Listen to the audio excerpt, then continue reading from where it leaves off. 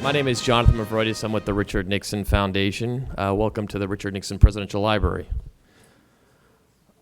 Before we start, I just have a couple of housekeeping. I want to announce some upcoming events. Next week, on May 12th at 7 p.m., we're going to have Israeli Consul General David Siegel, and he's going to be in conversation with Larry Elder, and they're going to talk about the current situation in Israel and how it's positioned to face its challenges, both domestic and in foreign policy as well, with the threat of Iran and ISIS and Hezbollah in that region. On May 18th at noon, we're going to have a luncheon with Jack and Susie Welch. They're the author of The Real Life MBA, Your No BS Guide to Winning the Game, Building a Team, and Growing Your Career. So that's going to be a Monday, May 18th at noon, and that's a luncheon and discussion. On Memorial Day, May 25th, we're going to have General Yu of the United States Marine Corps. He's a brigadier general and deputy commander of the 1st Marine Division. And that's going to be 11 a.m. wreath laying, and that's going to be followed by a 1 p.m. lecture. On May 27th at 7 p.m., we're going to have former CIA Director Michael Morrell, and he's going to talk about the great war of our time, the CIA's fight against terrorism from Al-Qaeda to ISIS. And then on May 28th, we're going to have another foreign policy expert, the Time Magazine's editor-at-large, Ian Bremmer, and he's going to talk about his new book, Superpower, which is about the 3 choices for America's role in the world. And then on June 11th, we're going to have 4-star General Stanley McChrystal, and he's the author of the new book, Team of Teams, The New Rules of Engagement for a Complex World. You can order these events and other events at nixonfoundation.org. Now to our speaker. Our speaker this evening is Eric Blehm. He's an award-winning author of the New York Times bestsellers and military thrillers, Fearless and the Only Thing Worth Dying For. And he has dedicated his life to telling story of those who serve. His newest book, Legend, is no exception. It's the riveting story of a Vietnam War hero, Green Beret and Congressional Medal of Honor recipient, Special Forces Staff Sergeant Roy Benavidez. In May 1968, a 12-man U.S. Army Special Forces unit was sent to the jungles of Cambodia to collect evidence that North Vietnamese country was using the neutral country as a sanctuary and supply line for troops and material through the Ho Chi Minh Trail. They soon found themselves under attack by communist forces, and hearing their distress call, Sergeant Benavidez boarded a helicopter bound for the combat zone. I'll leave it to Eric to tell you the rest of the story, but it's pretty amazing. Ladies and gentlemen, Eric Blehm.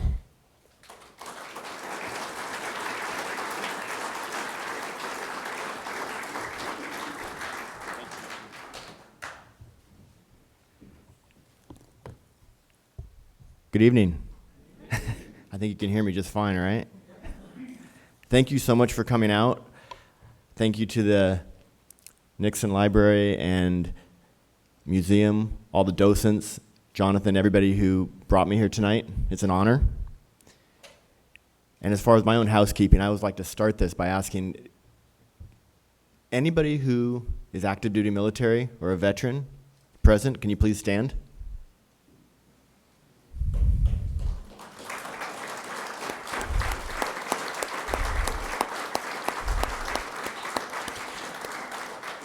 Thank you all for your service to our nation.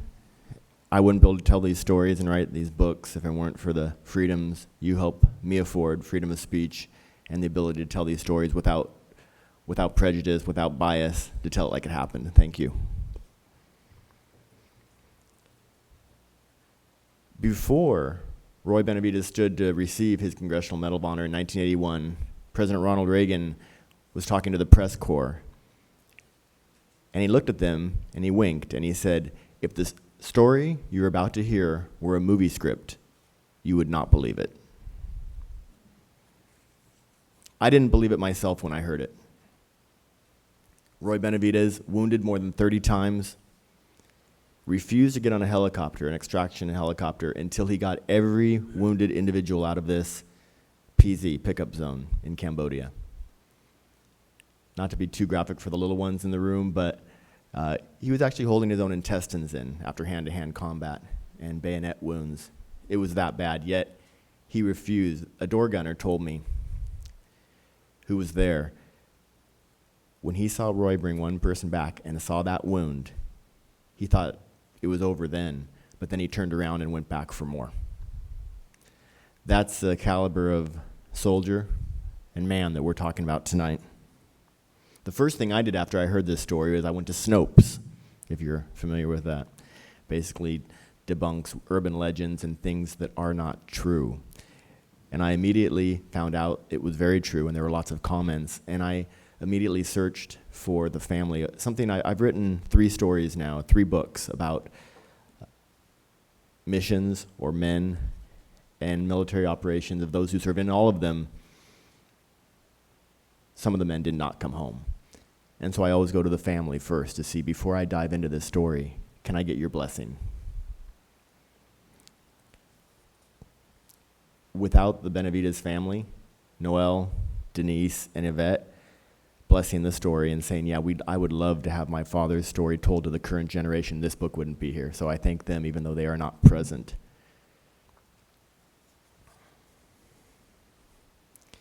I like to give you a little bit of an idea, since we have time. I mean, sometimes you have a 15-minute speech, and I got to tell you, it takes me 15 minutes to say hello.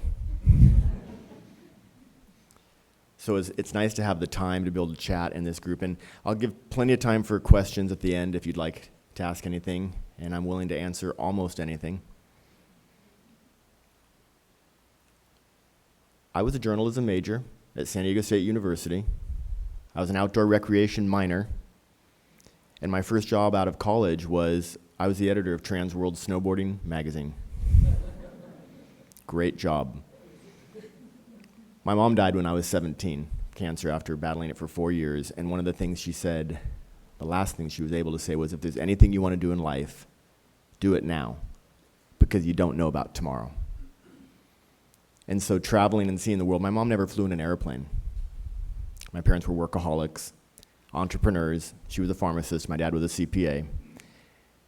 And so by going into that line of work, I thought, you know what? Even if I can't afford it, I'm going to see the world, even if it's on someone else's dime. And you know what? I'm going to snowboard while I'm doing it. So how does an individual such as myself, a kid from San Diego, whose closest affiliation with the military was in high school, when I used to keep my hair cropped really short in a flat top with a little bit of peroxide, and drive past the guards at Camp Pendleton and salute with my surfboards on the rack so I could surf. They have a really great wave at Del Mar Jetties. Awesome place to surf, not a lot of crowds. How does someone like that end up telling the stories of our nation's heroes and warriors? And I just, I decided to do this after 9/11, but leading up to that, how did I get that respect for the military? My mom used to have a cigar box that she kept, an old cigar box of mementos from World War II. Inside that box, there were the empty seed packs that she had kept from the victory gardens that she and her parents would grow in their backyard. There were the ration books, unused or partially used, of sugar and flour and the staples that you couldn't just go to the store and get. For me as a kid, a young boy, talking to my mom, showing me pictures of her at that age when she was a girl, and saying that we couldn't just go to the store and buy whatever we wanted, it was unfathomable to me. There were the diaper pins that they used, and she showed me how they would hang heavy blankets over the windows here in Los Angeles, or there in Los Angeles, for the blackouts at night. There were the articles that she had kept, clippings from Pearl Harbor, from D-Day, from victory in Europe, victory in the Pacific. All these tangible pieces of history that I was able to hold and learn about. And then she would offer me books, and she would recommend books. The Battle of Midway was the first military story I ever read. At a fairly young age, I was probably 10 or so. From that, I got this desire, insatiable desire, to just read and read and read as many stories as I could. Because as I got older, especially in high school, there was nothing especially about the Vietnam War. Maybe a paragraph. But after 9/11, I was writing stories, traveling around the world. I'd written a book called The Last Season, which was a story of a pacifist Park Service ranger who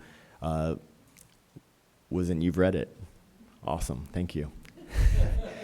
One of you guys know me out there. I'm not John Grisham yet. I try real hard, though.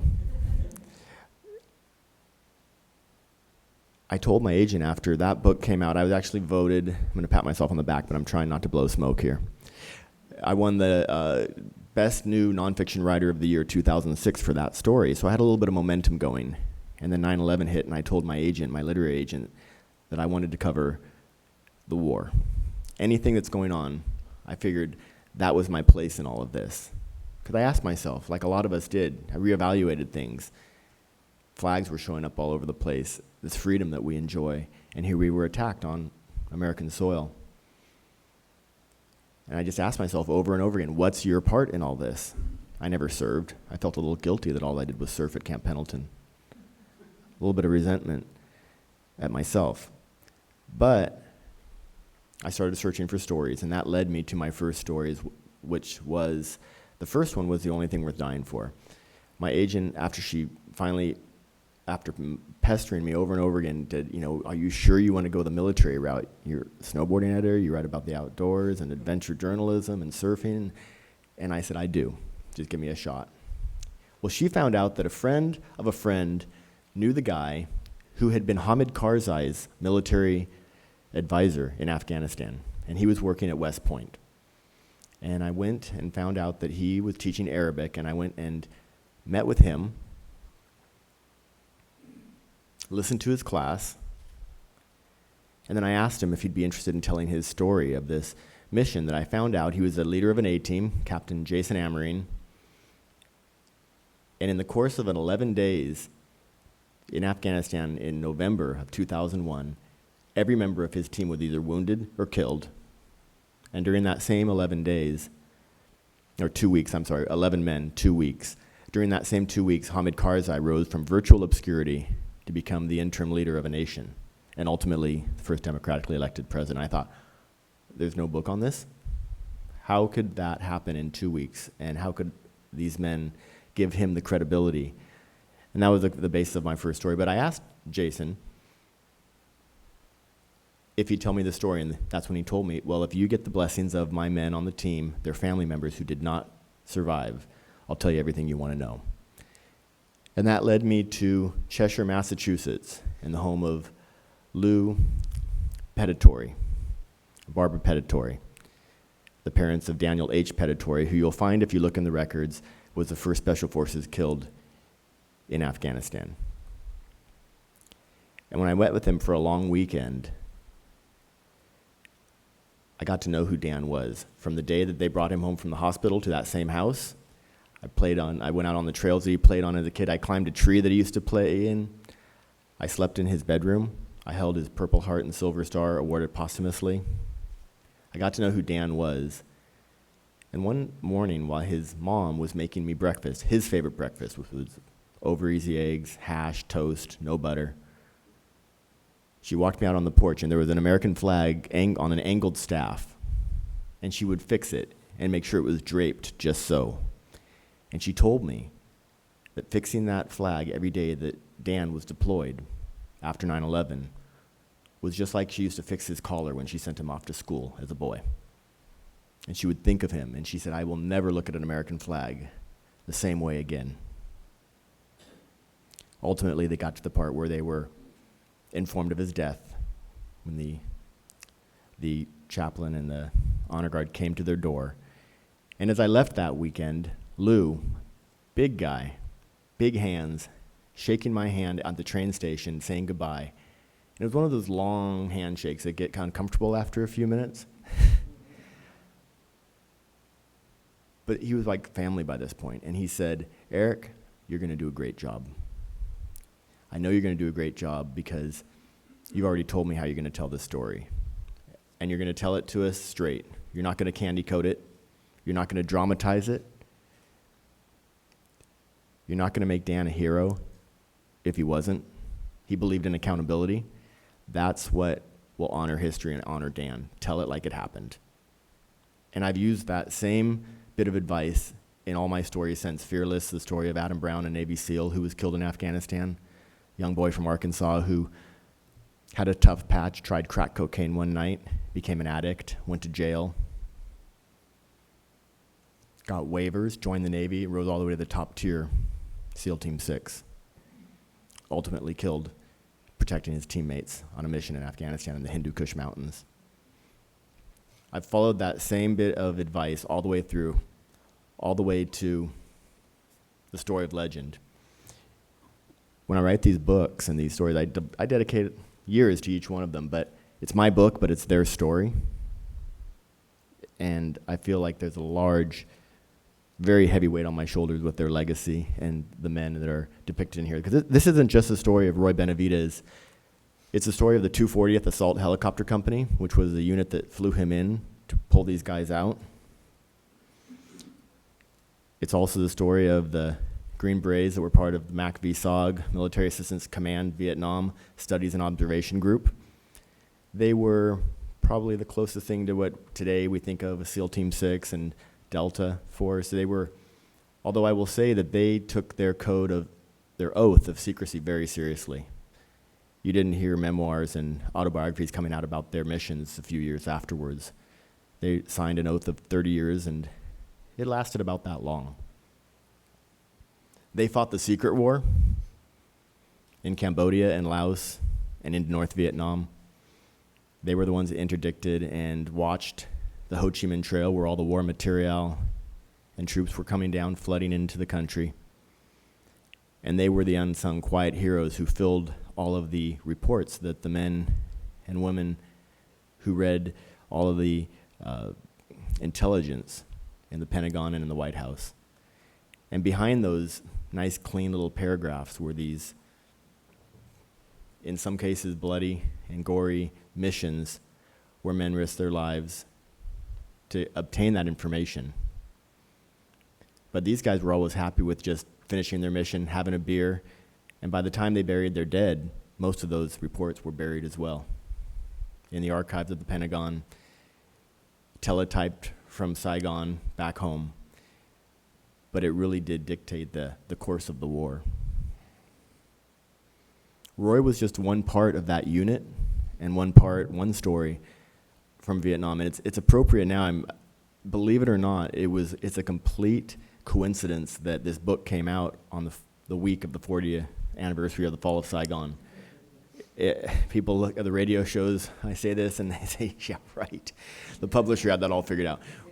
We started it 2 years ago, and I wanted to my goal was to get the book done in 2 years and to have it done in time for the May 2nd, 1968 anniversary, which was this last weekend. I went and joined the 240th Assault Helicopter Company in Orlando on Saturday to be with them and some of the survivors and some of the family members of those who did not survive that day. That was our only goal. And then when we started getting closer and closer, people started saying, wait a minute, this is the 40-year anniversary of the fall of Saigon. And it worked out that way. But with that in mind, it's a story that is a microcosm of the Vietnam War, and it honors all of the Vietnam veterans, because as I get into it later, they didn't have the homecoming that our warriors have today.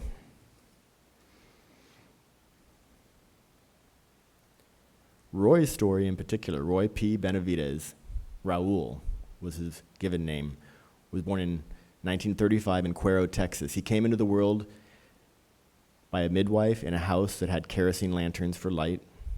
His parents were sharecroppers. His father died of tuberculosis when he was 3. His mother died of tuberculosis when she was 7. He and his little brother were orphaned and taken in by his uncle, who lived in El Campo, Texas, who already had 8 kids. Not an easy world to come into. He would leave school early every year to go pick sugar beets in Colorado. He would come back to school late because they were still picking cotton, and so he was always behind. The teachers would do what they thought was right, and he would put them into classes or into groups in class that were a little bit behind of their grade level. And because of that, there were these unjust stereotypes. The one that stung the worst, that he remembered the most, was dumb Mexican. When he was younger, he was at movie theaters and he would pay the same 9 cents for his ticket as everybody else, but the ushers would point at the signs, and I'm quoting a sign here that said Negroes and Mexicans upstairs. He battled prejudice and poverty. He couldn't go in the front door where he washed dishes at a diner. So he experienced all this, and he became a bitter youth. He fought a lot. He would try and tell the principal at his school that so-and-so was calling me a name, and so I decked him. And he would say, words are one thing, fists are another. And his uncle was what steered him away from the route of violence, because he really was angry at this point in life. He'd been dealt a pretty tough hand. I'm going to read about another hero in the story. It's kind of relevant with everything going on in Baltimore recently, now, because Roy ultimately wrote a couple of memoirs himself, and he gave great credit to his uncle. And what he wrote was about his Uncle Nicholas, or as follows: the life of Roy Benavidez could have gone in any number of directions, but for the wise counsel of his uncle, who later joked that he'd clocked more hours in the principal's office with Roy than he had at either of his 2 jobs, the barber shop where he gave haircuts and the garage where he turned wrenches. He wasn't a rabble-rouser, Roy later told a friend. He was a peacemaker. Nicholas did all he could to extinguish the flames of anger, bitterness, and resentment burning inside of Roy.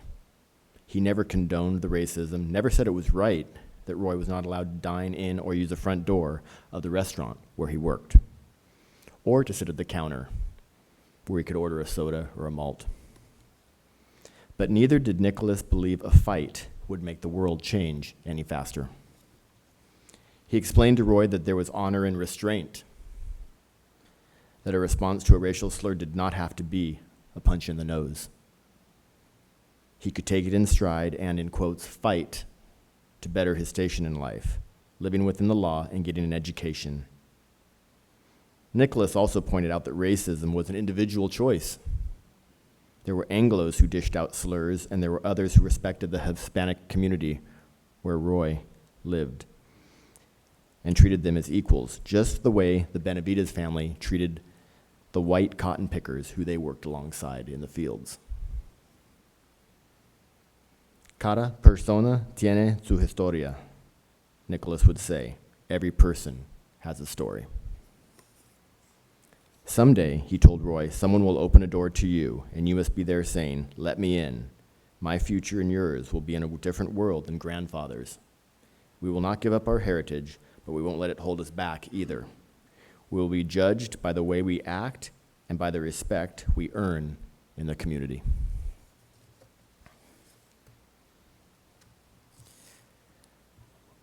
I thought about Uncle Nicholas when I saw the news about the one woman in Baltimore who was given something to her son for being part of he was looting and guidance and guts really is what led Roy to his position in life, because he really could have gone the route of crime.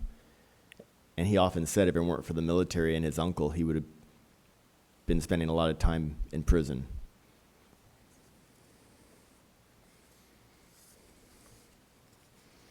There was another hero from Texas, where Roy was from, and we've all heard of Audie Murphy, right? How many of you know that he was a cotton picker himself? His family were sharecroppers, and he would actually help his parents during their time in the fields. Well, he was a hero for Roy. When they'd come back from the fields, his uncle would often tell them that the most decorated soldier in World War II was Audie Murphy, and that he had picked cotton and crops. And he would point out that the cotton they picked helped to clothe the troops. And he pointed out that the sugar beets and the sugar went to the different factories and whatnot that provided for the sea rations and the food that the soldiers ate. They were doing their part. And so when Roy went back to school after that year, he felt in his own little way that he had done his part to help defeat the evil Axis powers. Because when it came time for him to deploy to his first tour in Vietnam after he joined the Army, after he took that route away from prison and to the military, he considered the VC and the NVA no different than the Japanese and the Germans were in World War II. That's what they were fighting for. That's what they believed in. Roy's first tour was in 1965, right when there was what Time magazine called a new kind of war. There was a massive buildup. But he made a pretty bad mistake during that first tour. He stepped on a landmine. He wasn't killed, although later he wished he had been. But he was paralyzed from the waist down.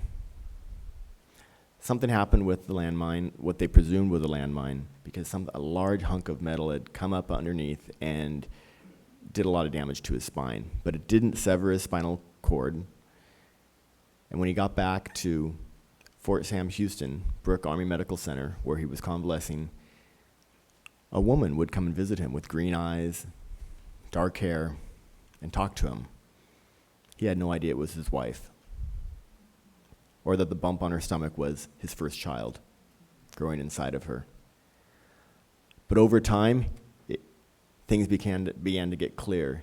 He would see fog, and inside the fog, he would see circles and squares. And they almost made sense, but they didn't.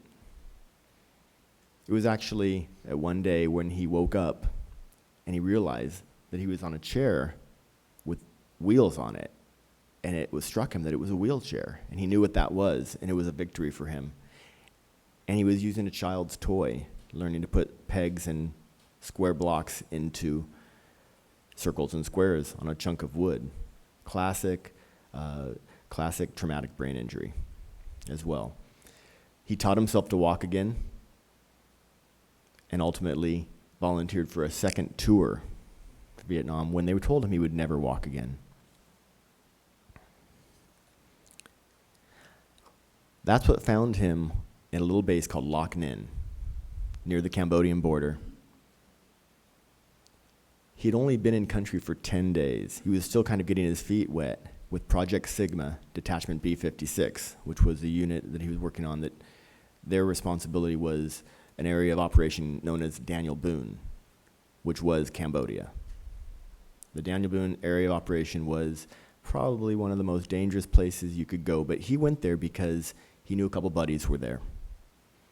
They tried to dissuade him when he went to the big map, when he came in country, and there's a big giant map with pins at all the different special forces camps and bases that were spread out across Vietnam. And he picked the one that was B-56, and the guy tried to dissuade him because there were a lot of casualties there, and it was a dangerous, they were all dangerous, honestly. But that one was particularly so.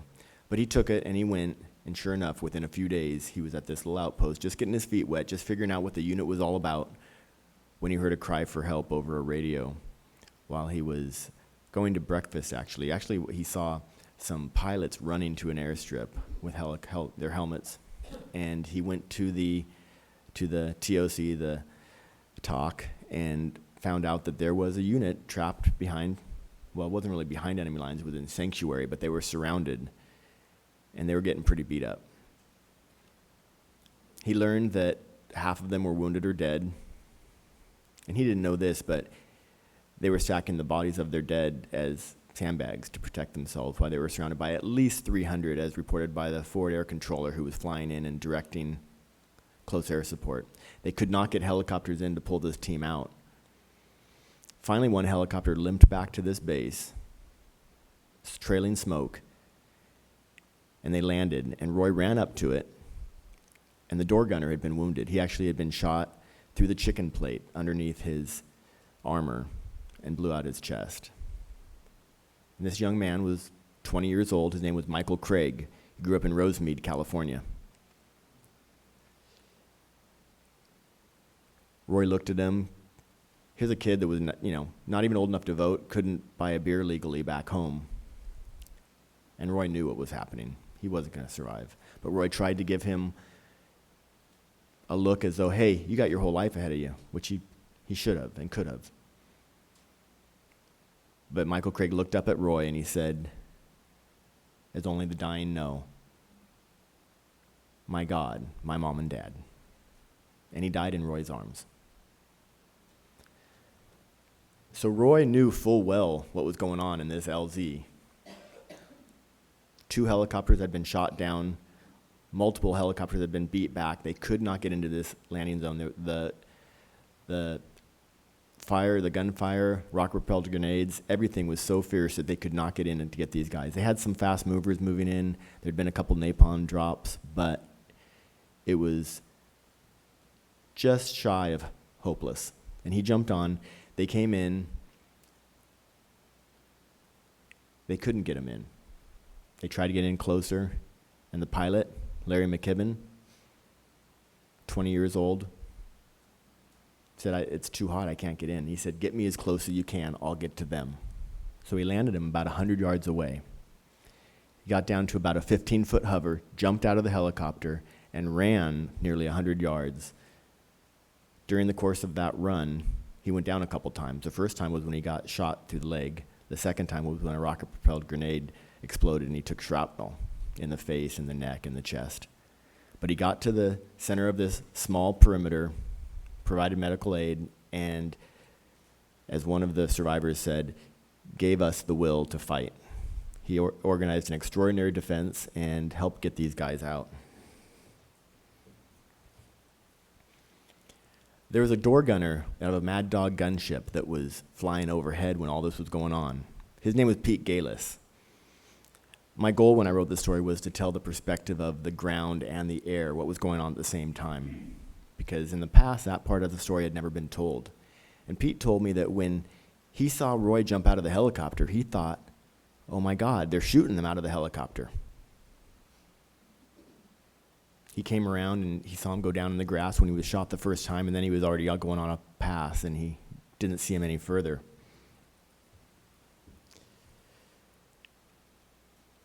By the end of about 3.5 hours to 4 hours, it's always hard to tell in battle, Roy was wounded more than 30 times. As I said earlier, his own intestines were hanging out. He was holding them in. He would not give up, but ultimately they did. He was rescued 8 men. There were 17 on the ground at the time because one helicopter had gone down in the landing zone. Another one had gone down in another location as well, but they were rescued by another Slick, another Huey helicopter. As they flew back, Roy was on top of this pile of bodies, wounded and dying, and they landed at Loch Ninh, where this whole thing had started a few hours before, when he was on his way to breakfast. All he brought into that battle was his knife and a bottle of Tabasco sauce. He was on his way to chow, and he always carried Tabasco with him. He came out of it with a Tabasco sauce, but the knife was gone because it was stuck embedded in the rib cage of an NVA who jumped up and tried to kill him, but he didn't. Roy overcame. People told me when I started doing the research that Roy's whole life prepared him for that day, everything he went through. He had a boss at the Firestone shop that he worked at as a kid who said at one point, all of these speed bumps in your life are there for a reason. He was a former minister. He was actually a mortician part-time as well. He knew how precious life was. He used the Bible as a bit of their employee handbook there at the Firestone shop, and he said, God makes no mistakes. And Roy remembered that after this was all over because he said he was ready to check out every few minutes of that entire 4 hours, but something kept him going. When they landed back at Loch Ninh, they pulled him out of the helicopter. Roy is only 5'6". I didn't mention that, did I? 5'6". Stocky. He was Mexican-American with Yaqui Indian descent. He looked a little bit Vietnamese. He could have been an NVA, especially when he was completely covered with blood. One of the survivors told me that he came out of this one stupor when they were getting close air support. Roy called close air support right on top of their position out of necessity. And he said, all I saw was what I thought was a human ketchup bottle. And he said that was how bad it was. When they pulled him out of the helicopter, they found that there were 3 enemy North Vietnamese on board as well. Roy was so careful, or shall I say rushed, not to leave anybody behind. He was throwing enemy on the helicopter. What a tragic end to put him beside the enemy after all he'd gone through. But one of his buddies looked over and he took a close look and realized, hey, that's no blank blank, using a term that he didn't like to use when referencing the Vietnamese. In fact, Roy would see the Vietnamese working as families, half naked with kids, with just shorts on and barefoot, working in the rice paddies, and his buddies would sometimes call them savages or say how horrible it is and what a horrible childhood, and they're not in school, they're not doing this, and Roy would deadpan. Reminds me of my childhood. They never knew that was actually a very true statement. So Roy ends up there next to these dead enemy, NVA, getting put into a body bag. They were actually beginning to zip him up when his buddy realized that was Roy. And he told one of the medics, his name was Jerry Cottingham, check out Roy, make sure he's dead. Well, Roy was aware through all of this. His jaw was broken from the butt of a rifle. His one lung was collapsed and filled with blood. He'd been shot 4 times, clean, and shrapnel all over his body. He had lacerations from a bayonet, but he was frozen. He couldn't talk. As the medic put his hand on his chest, Roy later said it was the luckiest shot of his life, but he spit in his face. And that's when they replaced the body bag with a stretcher. Now imagine that story, and then imagine him not being denied multiple times over and over again over years for the Medal of Honor, when his buddies and colonels himself, everybody knew that if anybody deserved Medal of Honor, Roy Benavidez did for that day. His story became legendary in the special operations community in that era, but they kept on pushing for it. And he didn't bring it to himself. He didn't go after it himself, but somebody came up to him and said, you did receive the Medal of Honor, didn't you? And he hadn't. He had earned the Distinguished Service Cross. And by the way, sometimes I make this mistake myself, but you don't win a Medal of Honor or any medal. You're a recipient, you receive it. As Roy would tell people, it's not a carnival stuffed animal. He also always corrected people who called him a hero, because he said the heroes didn't come home. Ultimately, it was turned around, and it's just an amazing story. Part of what made me want to write this book was just the story of brotherhood, because a small-town newspaper ended up getting wind of Roy's story and wrote an article about it. Not only to honor him and his valor and what his actions were, but to berate the Army Decorations Board for what he thought was an unjust denial of that Medal of Honor. That was in 1979, I believe, the article. It took a couple years till 1981. It ended up getting into the American parts of international newspapers and traveled all over the place, little snippets of this article, and it ultimately made it into the hands of a retired Green Beret Vietnam veteran in Fiji who was living there with his family. And he recognized that date and that name because he was there. And one of the things that the Army Board always would state when they denied Roy was, we are lacking sufficient eyewitness reports. Because part of the survivors were Vietnamese. They could not get a hold of them. And the others had not survived the war, even though he saved 8 lives that day, except one, and his name was Brian O'Connor. And when he read that, he realized that he owed the man who saved his life a deep trip down his memory lane. and he recounted that horrible day from his secret war when he didn't think he was going to come home. He wrote a 10-page statement. It was submitted to the Army Decorations Board, and that led to Roy ultimately receiving the Medal of Honor. There's more to learn in the book, trust me. I'm not giving all of it to you.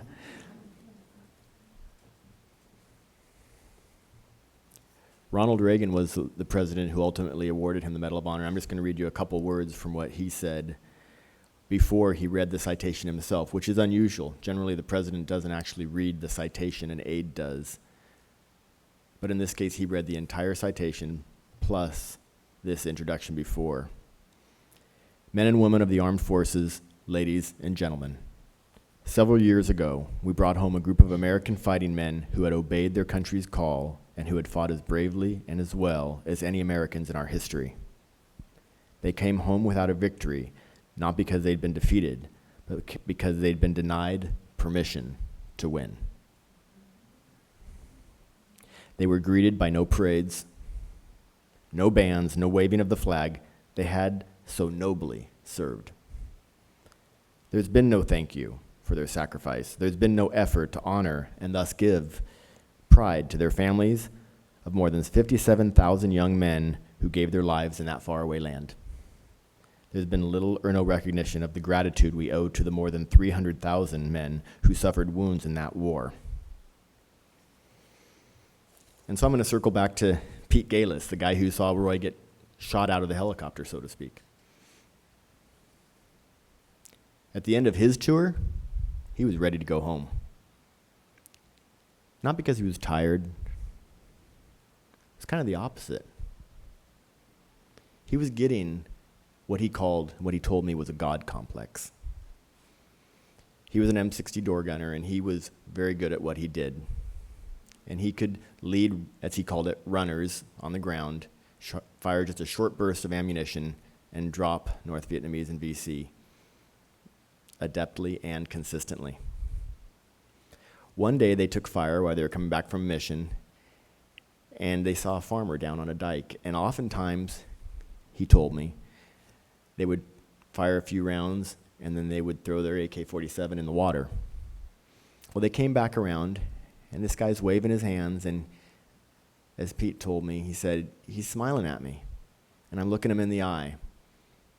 And you don't know if he's saying in a terrified look, don't shoot me, I'm innocent, I'm a farmer, or is he saying, blank you can't shoot me. Well, what he did is he opened fire. And he started kicking up dirt all the way down that dike, right up to the guy. Then he eased off on the trigger, and then he started up on the other side of him. And the guy was still standing there looking at him. And Pete told me, he said, I didn't kill him, but man, I wanted to. I really wanted to. And that's when I knew it was time to go home. Pete Galis told me that about 11 years later, after the war, after his tour, he got enough guts to finally put on a sweatshirt that he had, but had never worn in public. It said, Vietnam veteran, proud of my service. And one day, he went to the library, Salem, Massachusetts, where he lived. And as he walked up to the front door, he held the door open for a woman about his same age. She saw his shirt, and she looked at him and said, how could you be proud of that? Straight out of a movie, right? How could somebody be that horrible? He said that she would be lynched today. But she went in the door, and he called after her, and he said, ma'am, I am proud of my service. And that mission that I just told you about was only one of many, and one of many that so many experienced.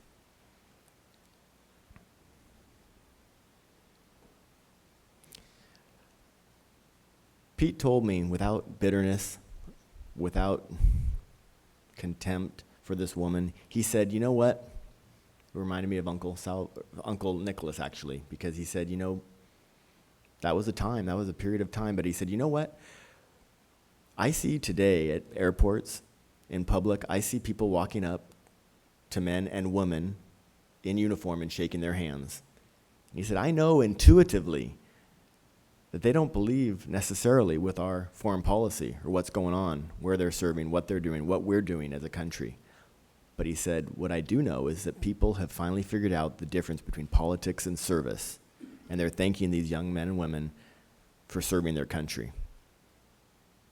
And he said, for me, that's a victory. We took the bullet for our current generation of warriors. And that's something, if I can preach anything while telling the story of this book, it's that a lot of the guys I talked to, and Pete was just one of them, said, you know, I'm so proud of what I did, fighting for my brothers, fighting for what we believed in, and also for what we've given to the current generation. Because he said, I don't think that mistake will ever happen again, because the stories have come out of people calling us baby killers, throwing cups of blood on us, being told to take off our uniform the minute we landed on American soil. He said, that will never happen again, and that's me, and that's my buddy's victory. And if there's one message that I want to convey for the book, it's that. It's a big, giant, long overdue thank you for your service to all the Vietnam veterans. It's a story of one unit, one day, but it's a microcosm of the whole war. The good, the bad, the ugly, the reality of it all, and it's all from their perspective. And it was an honor to meet them and tell their story, and it's an honor to convey it to you, and I hope you enjoy it if you pick it up. And it's just an honor to be here. I'm happy to answer any questions if you have any questions, but thank you so much for having me.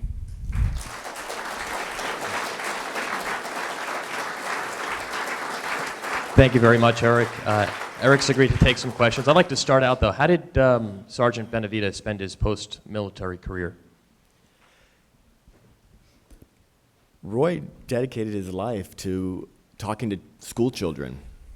He went to homeless shelters, runaway shelters. He always touted what his grandfather and uncle tried to share with him, and that was the importance of an education. He grew up, he was in that era of the just say no period, so he told kids to stay off drugs.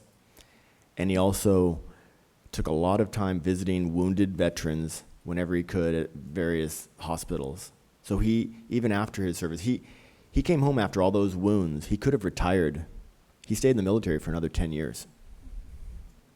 Twice he could have retired and taken that disability pension, and he had, you know, he was called the walking road map by his buddies because he had so many scars and wounds. But that's what he did. That's something that I think is great about his legacy, is that he continued to serve both his fellow soldiers and just the community well after his retirement. Any questions? I think he's got a microphone. The Army Board said there weren't enough eyewitness accounts of what took place there in Vietnam. Who wrote the story in that small Texas newspaper that spoke of those deeds that took place? There were, oops, sorry. Whoa.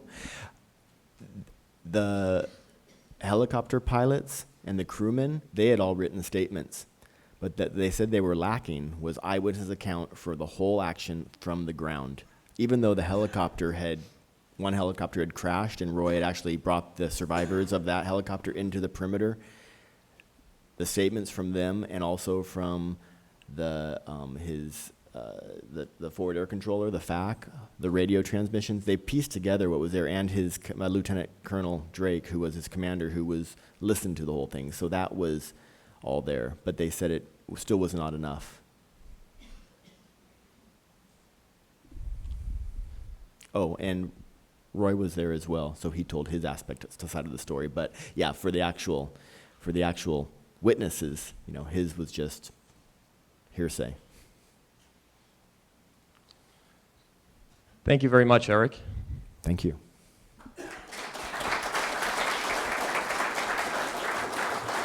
Eric will be in the lobby to sign your books. Thank you again for coming, and please come next week for when we have the Israeli Consul General. Thank you very much.